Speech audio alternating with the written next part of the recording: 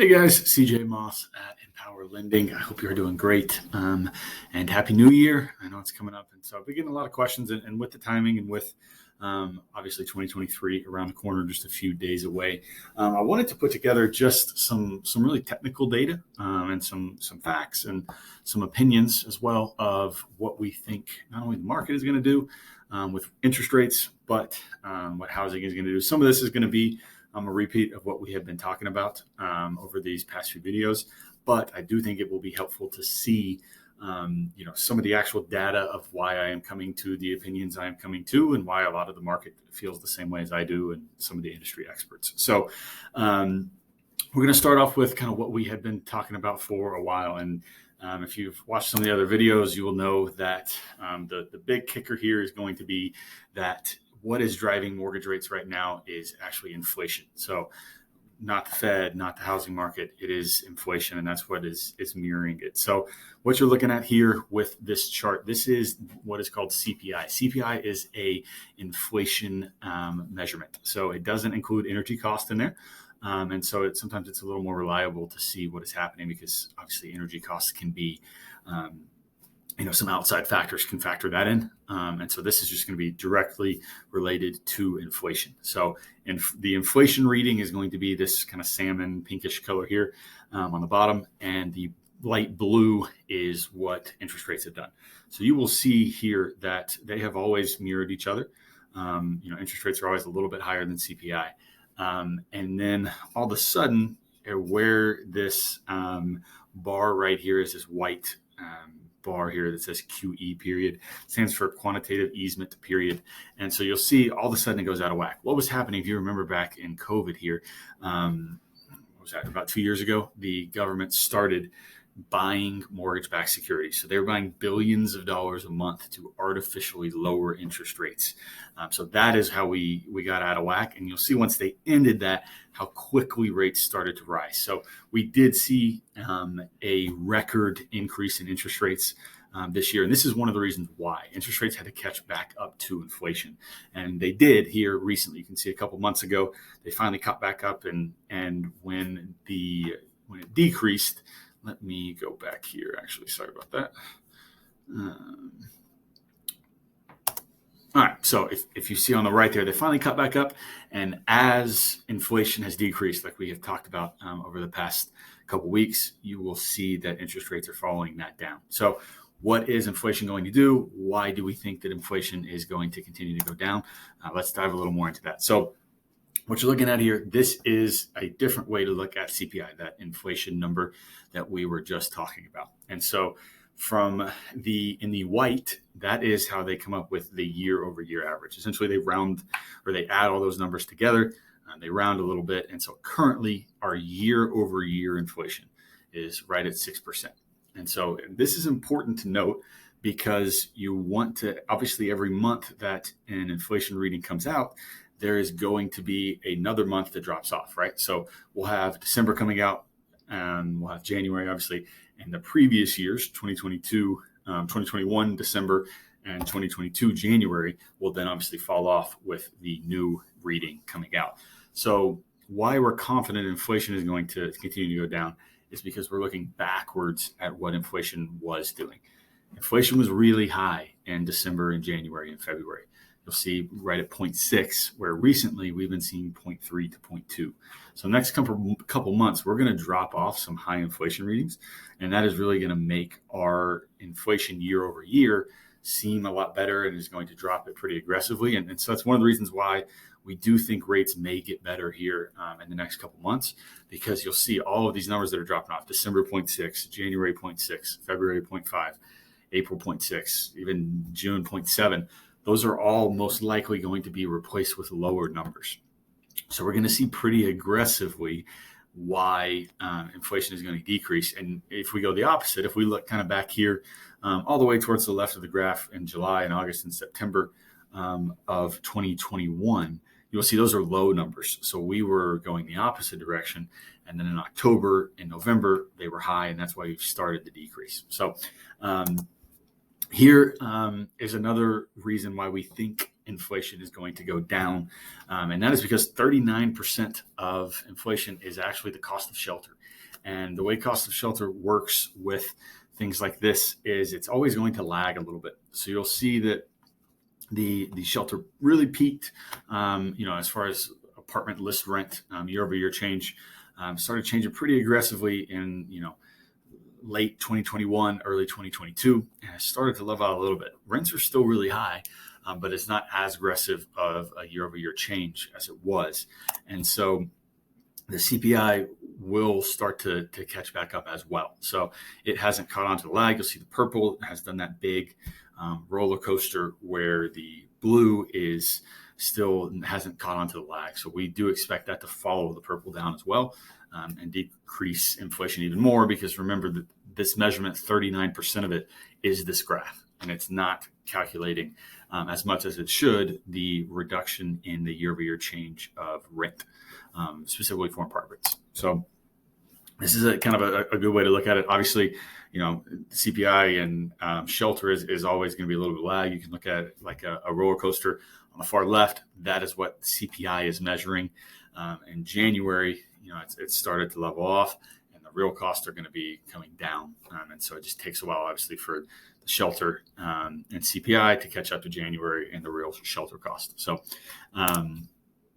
and the other reason why we are confident the rates are coming down. So number one, obviously, is rates are following inflation, and there's a lot of really good data that inflation is going to come down, and so rates should follow that down with it. Number two reason is this right here. So you really don't necessarily even need to know what a 10-year Treasury spread is, but this is a graph over 35 years that shows the relationship between a 30-year mortgage rate and a 10-year Treasury spread rate. 30-year mortgage rate is in yellow, Treasury is in blue, and you will see these graphs here, the red lines. This shows the normal spread over, again, 35 years of what happens between the relationship. It is almost always within a 175 to 200 basis point spread. If you look here on the far right of the graph, where we currently are, you will see that spread is 300 basis points. And so what has started to happen, and what will happen even more, is that is going to go back to the normal spread of 175 to 200 basis points, which should, again, decrease the interest rates that we are seeing here in the near future. And so number three reason why we think interest rates are going to drop is, unfortunately, we have most likely a recession coming. So there's a ton of indicators for a recession. I'm sure you guys have seen in the news. And one of the main ones here is obviously going to be credit card and revolving debt. We want to track that. And we want to track what consumers are doing with their savings. And what both of these graphs, this top graph shows how much of an increase we have seen in credit card debt, which is not good. And the obviously the other side of that is, what is that doing to people's savings? And you can see savings are at a very, very low point. And so both of those really, help drive home the fact that, things may be a little worse than it seems out there, and a recession is coming. Now, why is that important when it comes to interest rates? A recession is almost always followed by lower interest rates. So what the Fed and what the government does when they officially recognize they're in a recession, which usually takes a little bit. There's always going to be a lag there. But once they do recognize they're in a recession, they're going to drop the Fed interest rate. They're going to make money cheaper to borrow, and they're going to want people to go out, buy things, borrow things to help stimulate the economy. So once a recession is officially recognized, that is when we will also start to see interest rates drop as well. So that's really three main reasons why we think interest rates are going to drop. So why is that important, and how does housing play into this? Really, really important graph. And I've been saying this, and I think this really helps kind of drive it home right now. So this is household formation. So what this means is people that are looking to buy a home that have not bought a home before, or looking to buy a home and move from their home into a different home. So you will see all the way back from January, that number usually hovers in the 1.7 range. 1.7 million is kind of what we've been seeing the norm for the past couple of years. 1.7 million people looking to form new households. Right now, that number is 1.3. You've seen that. That's one of the reasons why sellers, are struggling more than they were. why we've transitioned from a little more of a seller's market to a buyer's market. Just demand, just simple, demand.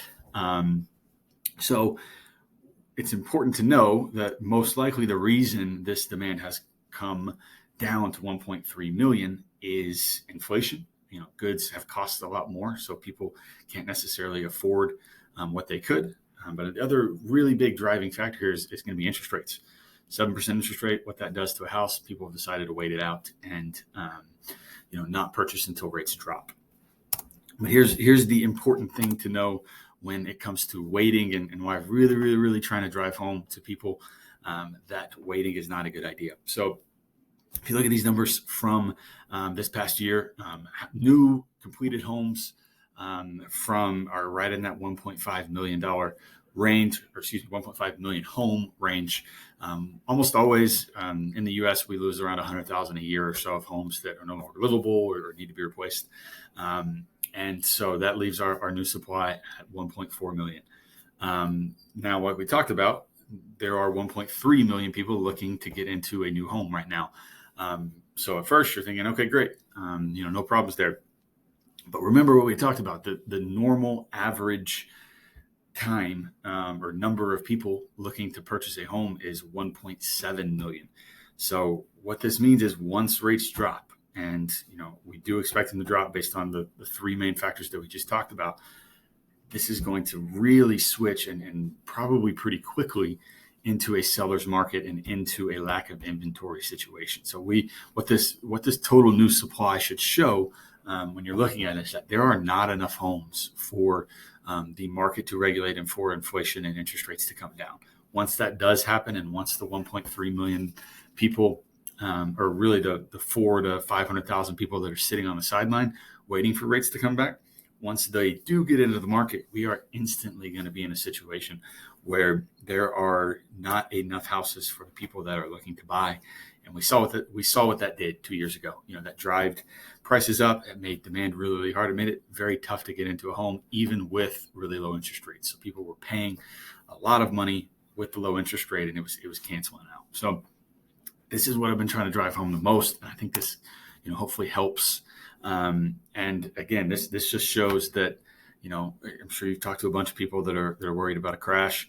You can see we've been up almost 40% in the last 2 years, 115% in the last 2 years.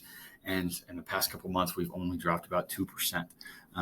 And if what everyone is projecting as far as rates and inflation is true, which, we've seen the data here, that's most likely going to end right there, because housing prices are going to go up if demand is higher. So just kind of in summary here, housing forecast, we do expect lower inflation.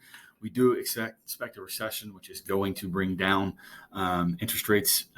Incomes have been increasing about 10% or so. So affordability should start to go up as rates drop even more so.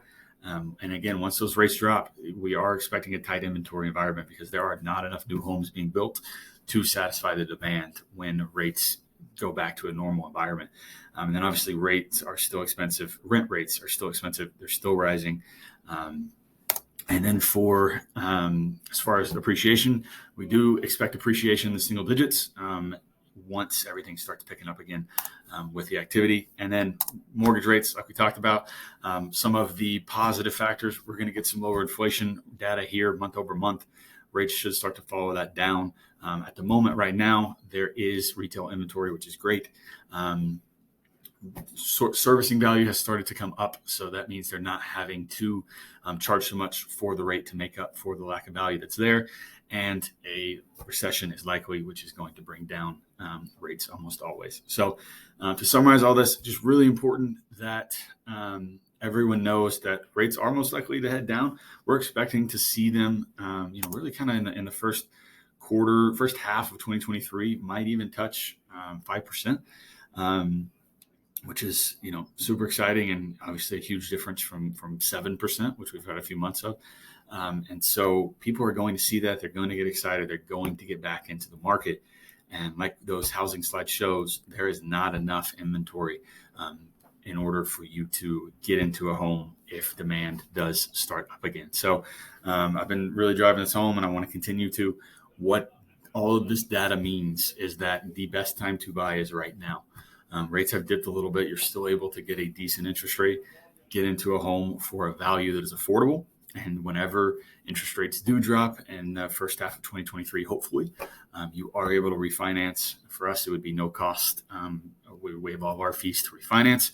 You are able to then get the purchase price low and get your interest rate lower after the fact. So I know this was very, very technical.